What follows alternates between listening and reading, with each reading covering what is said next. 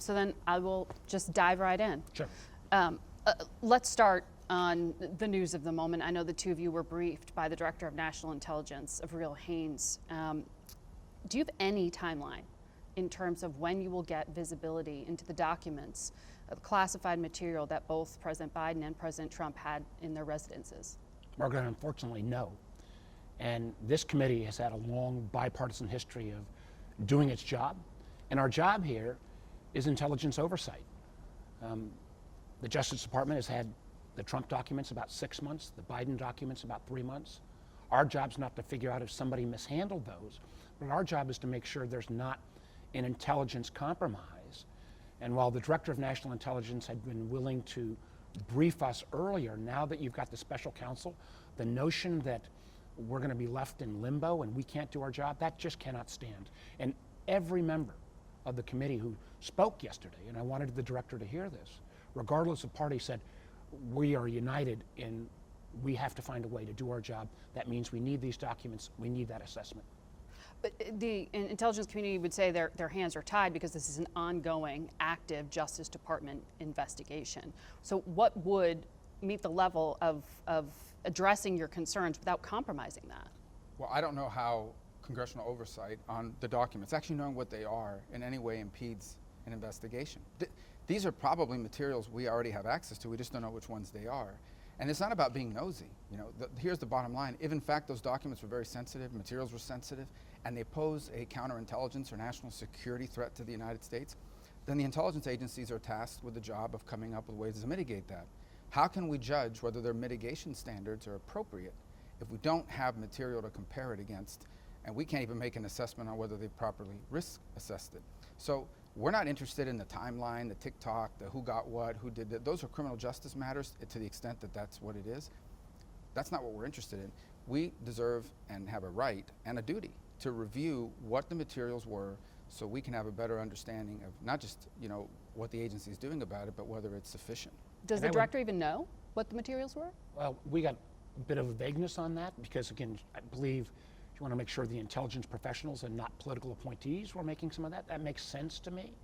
But I even think that, you know, if President Trump and President Biden would probably want to have this known if they say there's no there there. Well, you know, there may still be violations on handling, but we got to tell the American people and our colleagues, because we're the only ones who have access to this information, that there's not been an intelligence compromise. And again, this notion that when there was a special prosecutor appointed, they're not exactly the same circumstances, but remember, this committee spent years doing the investigation into Russian meddling during the 2016 election, and there was a special prosecutor in Bob Mueller's investigation going on simultaneously.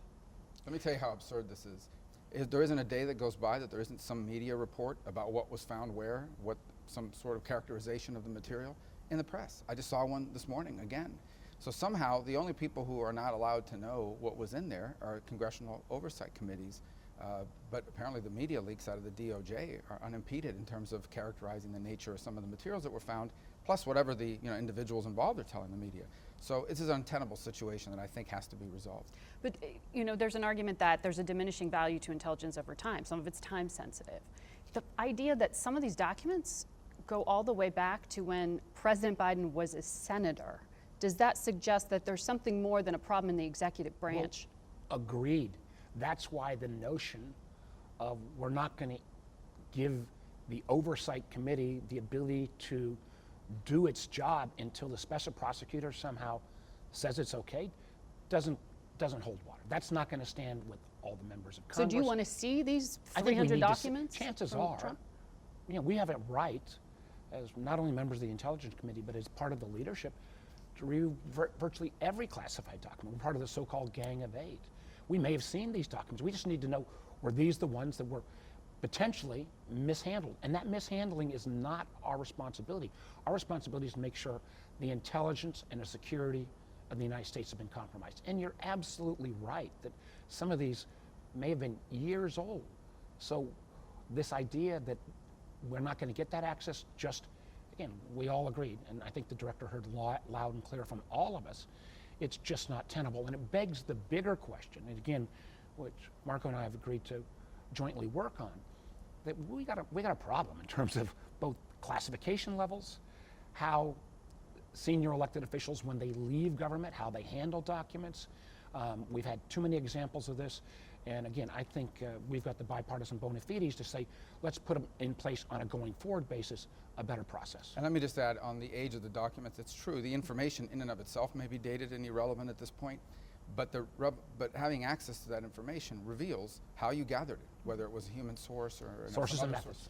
And so even though the information itself might no longer be very relevant, it does reveal how we collect information and thereby cost us those accesses and potentially cost someone, again, we don't know what's in the material, but potentially put someone in harm's way. So you threatened to withhold some funding to some of the agencies yesterday. Well, what I said is that, I'm not in the threat business right now, but we certainly are. There are things we need to do as a committee every year to authorize the moving around of funds. I think the Director of National Intelligence and other heads of intelligence agencies are aware of that.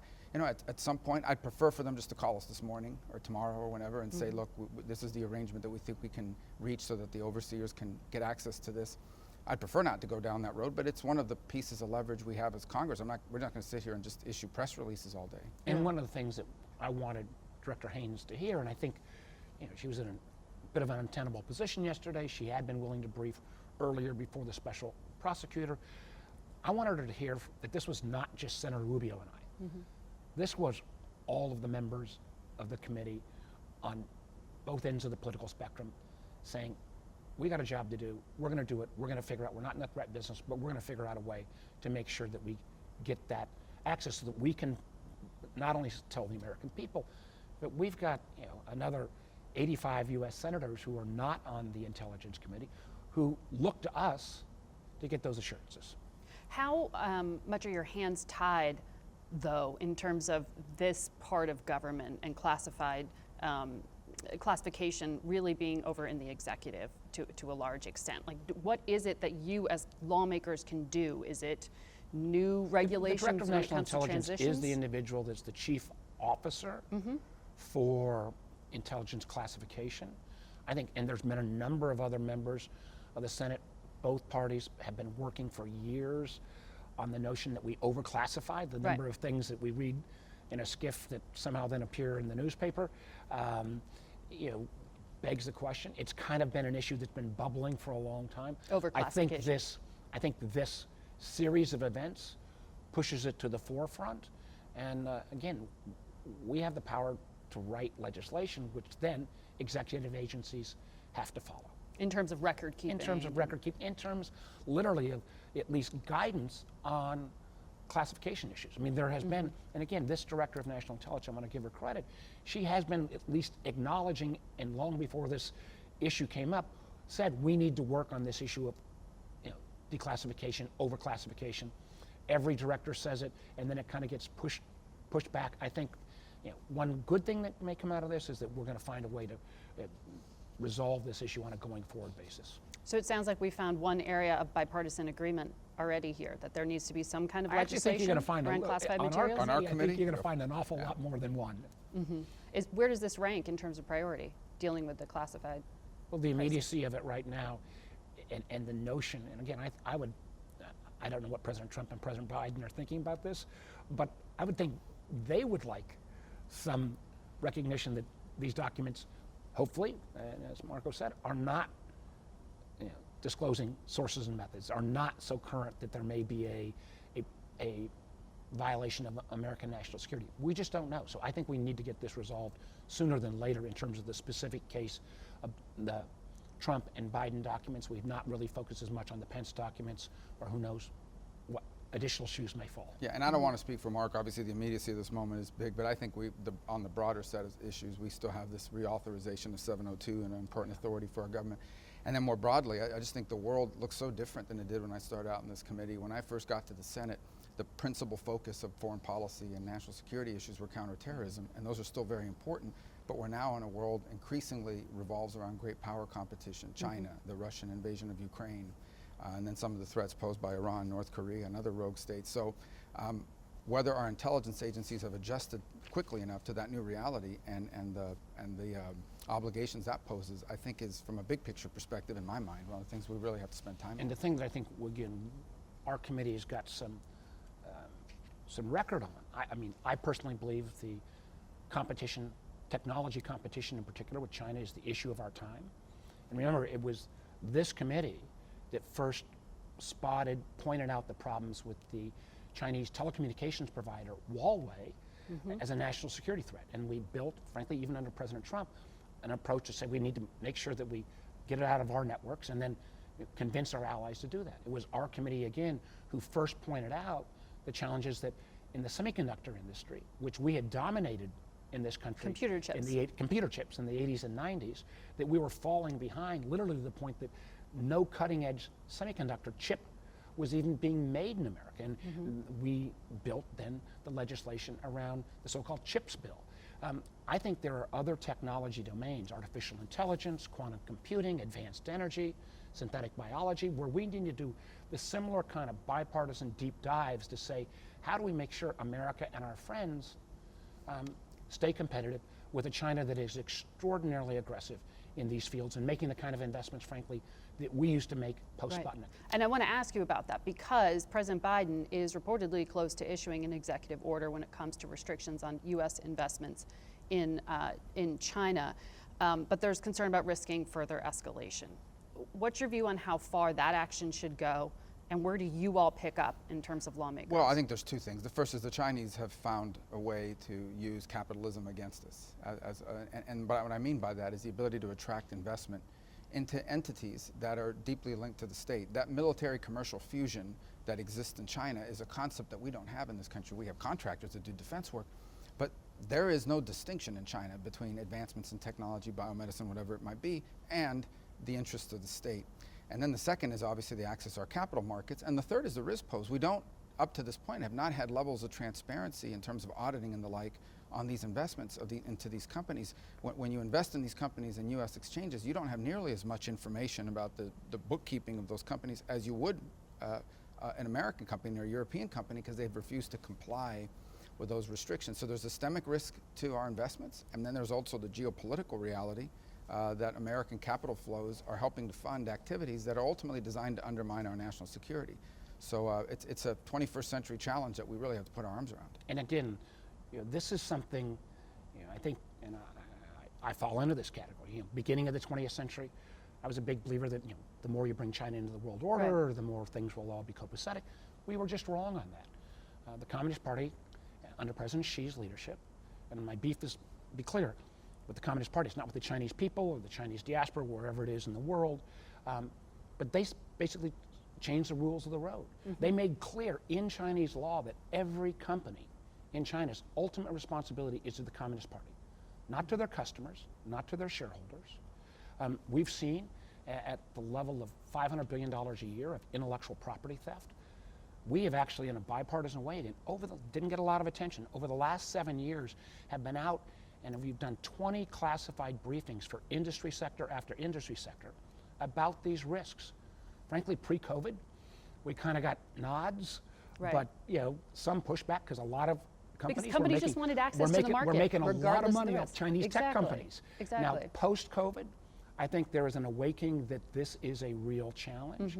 And I think the good news is that not only is there awakening in America, but a lot of our allies around the world are seeing this threat as well. So I think we need to build this kind of international coalition, because the technology, who wins these technology domains, I think will win the race in the 21st century. So you want restrictions on biotech, battery technology, semiconductors, artificial intelligence? I want to have an approach that says we need to look at foreign technology investments, foreign technology development, regardless of the country, if it poses a national security threat, and have some place that can evaluate this. We kind of do this ad hoc at this point.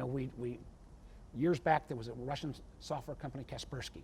Again, Marco was one of the first ones who said, my gosh, we got to get this off the GSA acquisition list.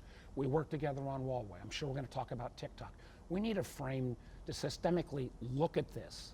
And frankly, it goes just beyond the so-called CFIUS legislation about inbound or outbound investment. That's a committee that looks at national security risks. But understanding that, 20 years ago, everybody thought capitalism was going to change China, and we woke up to realization that capitalism didn't change China. China changed capitalism, and they've used it to their advantage and to our disadvantage.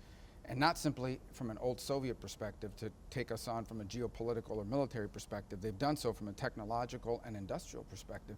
And so you have seen the largest theft and transfer of intellectual property in the history of humanity occur over the last 15 years. Some of it funded by American taxpayers. That has to stop. It's undermining our national security and giving them an unfair advantage in these gains that they're making. And let me just echo one, I'm old enough to remember, the challenges with the Soviet Union. The Soviet Union was a ideological threat and a military threat. It really was never a first-class economic threat.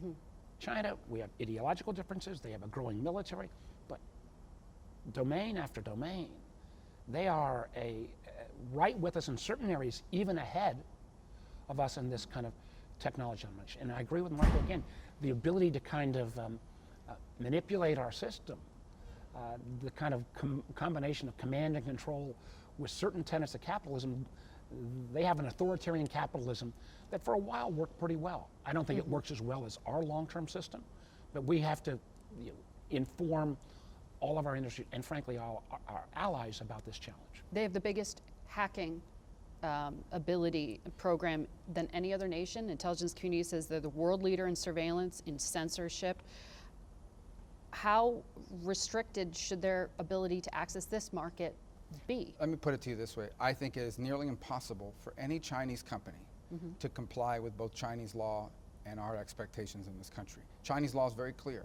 If you're a Chinese company and we ask you for your data, we ask you for your information, we ask you for what you have, or we ask you to do something, you either do it or you won't be around. You want to ban Chinese companies from investing in America? Well, I think there's certain investments where there's no way we could protect the country from doing it. Again, we go back to TikTok. People say, why do we care about what some 16-year-olds are doing? I don't think the threat is that some 16-year-old liked these cool videos that are on there, which I admit are attractive, obviously because the artificial intelligence makes it so.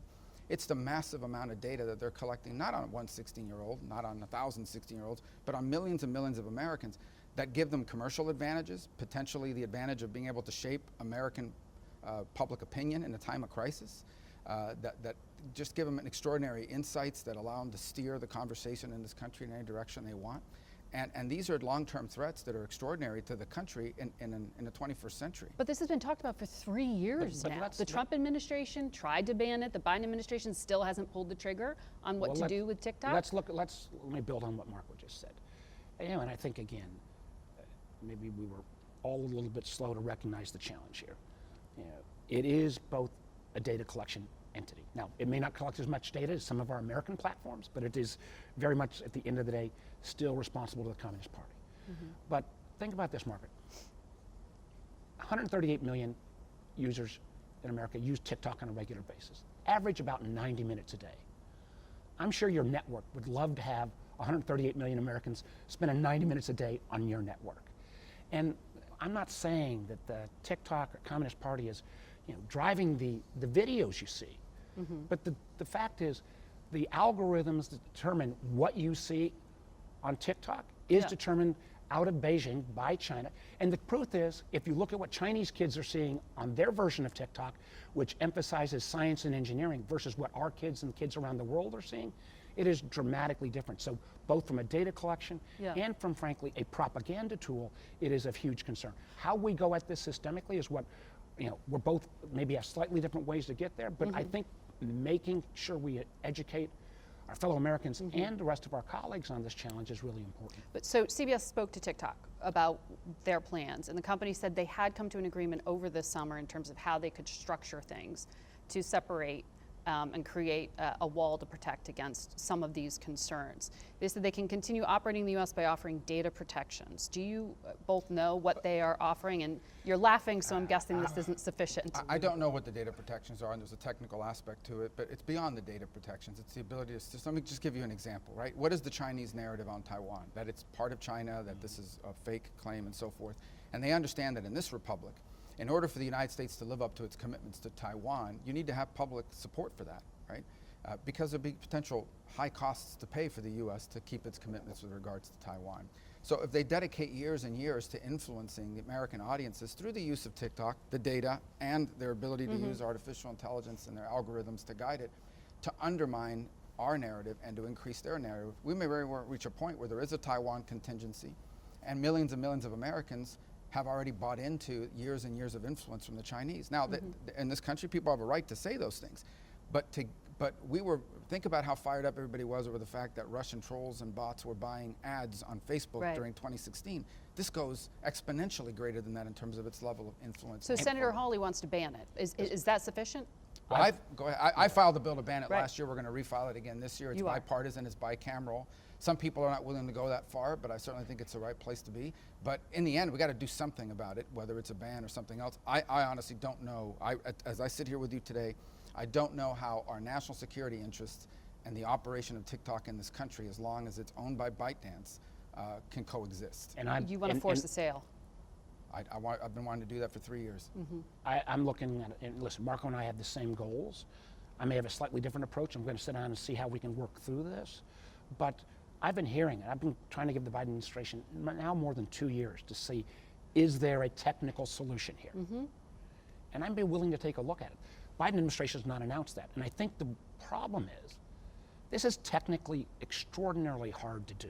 TikTok has repeatedly said, oh, Americans' data not being seen in China. And repeatedly we've seen Chinese engineers having access to American data. So how you fully wall that off? But the bigger problem to me is, if you are actually still writing the algorithms in Beijing that determine what videos you see, how, and if those algorithms on a regular basis get updated, how you put any kind of wall in there, even if there is an American company in between, that will give us that kind of protection so that we don't have this kind of manipulation, for example, on the issue like Taiwan. But it's already been downloaded 200 million times. And you could host content outside the US. How do you make you can make the argument here, but how do you convince a 16-year-old to delete the app and get rid of the phone? I mean, isn't this very hard to put the toothpaste back in the tube? Absolutely. But this is one of the reasons why, and again, I think Congress has been horribly unsuccessful at this. I've been saying for years, and we may not fully agree on this, but that on all these social media companies, a lot of good, but there is a dark underbelly. And the fact that the United States, historically, we would have set some rules of the road for these entities in terms of standards, in terms of protocols, in terms of appropriate behavior, in terms of questions like even like basic privacy. Right. But our failure to do so has mean we have ceded that leadership, often now times to the Europeans or to individual states. And I think that's frankly a loss of American leadership. And as you said, putting the genie back in the bottle, whether it's TikTok or even privacy on our own platforms, is a real challenge. I think Americans want us to do that, and we got to sort through a way to do it. And I think continued failure of Congress to act just isn't a good enough response. Every technological advance has come with benefits and costs. You know, we never had car accidents or drunk drivers until we had automobiles. And the same is true now with technology. So we're grappling with it. I think that the difference is the speed of innovation today moves so fast, and it moves much faster than the ability of this republic and this elected branches to respond to it. And it requires a level of expertise that oftentimes public policymakers struggle to keep up with, because frankly, these industries are changing faster. By the time you think you understand it, it's become something else. And if this is why, what's so concerns me is, for most of my lifetime, we led virtually in every innovation area. We suddenly woke up with 5G, a wireless communication, where China was setting the standards. We woke up in an industry like semiconductor chips, and woke up. We used to own this, and we've lost it. We've seen now the solar industry, where it's all migrated to China. Think about this notion around quantum computing, the ability to break any kind of encryption, or artificial intelligence. We've all seen reports about how some of these new applications that are really kind of maybe revolutionary how we live. If those technologies are driven by an authoritarian regime out of China, I don't care where you fall on the political spectrum in America, that's not good news or for free people anywhere in the world. Aren't you going to run headlong into business interests here in the United States? I mean, just look at Elon Musk. The U.S. government relies on his company, SpaceX. He has a majority in car company Tesla. He has control over the internet connection in Ukraine via Starlink. And he now owns Twitter. You said there's no one in the world more dependent on the Communist Party than Elon Musk. This is my concern. You can't stop that private investment, can you? I think I have a huge respect for what Elon Musk did with SpaceX. And I, early on in my congressional career, I wanted to make sure that we gave commercial operators and satellites a chance. My concern with his ownership of Twitter is not whether he puts Donald Trump back on Twitter or not. My concern is, if you look at Mr. Musk's public statements, they're almost all supportive of the oversight regime in China, and they're almost all derogatory about the oversight regime in America and in Europe. And part of that, I think, whether it's knowingly or not, is where does he get all his batteries that go into all these Teslas? They are, built in China, mostly, frankly, with a lot of Uyghur labor, and Senator Rubio has been the leader on trying to make sure that the Chinese Communist Party's treatment of the Uyghur people is prohibited. And I've yet to hear from Mr. Musk how that kind of contradiction about comments about the CCP in China and what he's dealing with Uyghur labor, how that's not going to influence some of his decisions. But he's not breaking any laws yet. Well, so here's the point I would make. If there's evidence, for example, that SpaceX has been transferring technology to the Chinese government because they've been leveraged, I haven't seen evidence of that, but that's something we have to be very vigilant about. But let's say that were to come out, that SpaceX is somehow transferring technology to China in exchange for helping Tesla be successful. That would be a big problem, and that's something we would have to confront head on. But you're absolutely right about it. It goes beyond Elon Musk. I mean, business interests have invested both in access to the Chinese market, but also in the means of production, and it's allowed them, in many cases, historically, to be deputized, that includes the finance and investment world, to come to Washington and argue for things that are against the national interest, but in favor of their short and midterm profit line for their investors, for their company. So that is a new challenge that we're confronting, because we've never had another market that had that level of leverage over American companies, and therefore that level of influence over American government. And I do, though, think one good piece of news here is that I'm not going to call them out by name or sector, but there are a number of companies and even whole sectors that didn't even want to hear the classified information from the intelligence community about why you got to be careful. I'm not saying don't do business with these Chinese companies, but here you ought to be on guard about the level of intellectual property theft and trying to get at, even through joint ventures or potential sidebar investments, getting access to technology and other innovation. Post-COVID, where I think you saw our dependence upon Chinese supply chain, which I think long-term in a host of areas, pharmaceuticals for one, we got to change. Post-COVID, I do think there is an awakening to that, but we got to keep the pressure on. Senator Rubio, as a conservative, you have to feel a little bit uncomfortable with talking about government intervention in private industry.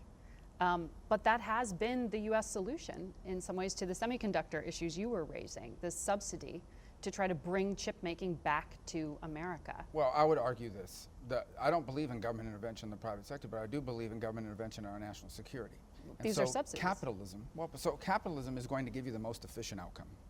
But sometimes, what do you do when the most efficient outcome is not in our national interest? Because it's more efficient to buy rare earth minerals from the Chinese. It's more efficient to have things built over there in many cases. But is it in our national interest to depend on them for 80-something% of the active ingredients in our pharmaceuticals? I could argue it was not. And in those instances where the market efficient outcome is not in our national interest, it is my opinion that we default to the national interest, because without our national interest and our national security, the other things won't matter. We are not a market, we're a nation. And the market exists to serve the nation, not the nation to serve the market. And so there are industries in which we will need to take a step, because the U.S. has a vested national security interest in ensuring we have a domestic or allied capability. It's why we have an airplane industry in the United States. It's why we have a shipbuilding industry in the United States. I think that should extend to technology and agriculture in certain sectors. And what Marco just said is absolutely right. I'll match my capitalism bona fides with anyone. I'm proud of my business activities. And I think our system, a lot of flaws in it, but still has moved more people out of poverty than any other system. But the point that kind of the 20th century context that said, of course we want to build our fighter planes here, and we want to build our aircraft carriers in places like Virginia. That was traditional national security. But when national security means, supply chain around pharmaceuticals, or who can create the new energy sources going to power, electric vehicles everywhere. And I come back to things, we made the decision that wireless communications, if it's driven on Chinese networks, that's a national security risk, and luckily the rest of the world is now agreeing with us on that. I come back to these other domains artificial intelligence and quantum computing, advanced energy across a host of areas. I don't think it is, I think the idea that the United States and our friends are going to have to make the kind of investments to match some of the subsidies that are taking place in the balance of the world, particularly in China. Again, I think that's a national security issue as much as simply a who's going to win in one particular industry area. Am I hearing you say then that the $50 billion that taxpayers just pumped in to the chips bill and semiconductors, that's just the start? That think other legislation's coming like that? One of the reasons that it took us $52 billion, and that was for both semiconductors and next generation wireless, was because I think we went asleep at the switch for a long time. And we had to suddenly play catch up because we'd seen China advance, and we'd also seen Taiwan, our friend, and one of the reasons why we need to be supportive, where frankly every advanced chip in all of our jet satellites and seacraft are made in Taiwan. We were chasing after the fact. If we can get ahead on some of these key areas, I don't think we will need that kind of investment, but we are going to need to make sure that we've got a plan in place to make sure that these new technology domains don't all end up in China or other authoritarian But it sounds like regimes. you want to put more teeth into national security review commissions like No, I think CFIUS. national security is a very different framework. You know, ships and guns and tanks, traditional national security. Artificial intelligence, telecommunications network, food production. I think Mark will agree. We're seeing that in a national security context as well. Right? The way I view it is the following, and that is that we need to identify what are the critical industries and capacities that our country needs to be able to have without being leveraged or having to go to the Chinese to get it. And then we need to figure out what government's role is. Now, I want to make sure that we're not turning this into a lobbyist trough where every industry comes here and gets money. And we have to make sure that we're going to invest in research, that research is protected, that there's sufficient safeguards. Because what's the point of putting billions of dollars to innovate something they're going to steal anyway? We're just giving them billions of dollars more. But I do think, again, this is not about government running or owning these companies, but there are capacities that we need. You know, Boeing, half of Boeing's revenue comes from the government because we made a decision wisely that, yeah, we're going to build F-35s in America. We're not going to rely on the Chinese or someone else to make it for us because we'll be denied that capability in a time of conflict. I just think that needs to extend to areas of industrial capacity that we haven't traditionally identified as a national security issue, but are in the 21st century. Can you get that through a divided Congress? I actually think if there's one issue that still is extraordinarily bipartisan, it is a growing concern about China and a recognition that in this technology race, second place is not good enough for us. Yeah, and I would just say that I think there's a unifying desire to do things to address this problem, because compared to 5 or 10 years ago, that's a new consensus. I think we still struggle with what to do about it beyond the symbolic, what to do about it beyond the heated rhetoric, and do it in a way that's balanced and smart. You know, I mean, it's important for us to not focus on things that aren't nearly as important as some other things are. But look, it's a new world, and the world has changed very fast, and I think everyone's grappling with that new reality. Now, coming up with solutions for it is what we've really been focused on. And one of the reasons why what we've already done in a bipartisan way, things like building out broadband, which I think is national security, or making these chips investments, we got to make sure that the actual implementation is done correctly. Too often I think Congress is about passing a bill and then forgetting about it. Where the rubber really hits the road is are these programs going to be implemented in a fair and transparent and effective way? And frankly, our record on that is a little more mixed. You've said that the Biden administration has too many cooks in the kitchen when it comes to cyber. I think we've gone from virtually no cooks in the kitchen under Trump to a lot of cooks in the kitchen. But if we look, I think writ large, I'd rather have too many cooks, because this is an issue that hits at national security. One of the areas that's going to be my focus this year is going to be healthcare and cybersecurity. Biggest area, most valuable area on ransomware is healthcare personal information. It is the most valuable, and still in too much of our healthcare system, cybersecurity is an afterthought. How do you bolt that on, especially if you had an MRI machine that's got another 10 years of life, or you've got all these new healthcare apps? How do you build cybersecurity in from day one? These are tough, and I'd like to have as many smart folks at the table as possible to sort it through. I'm being told we're out of time, but I want to make sure that I ask you.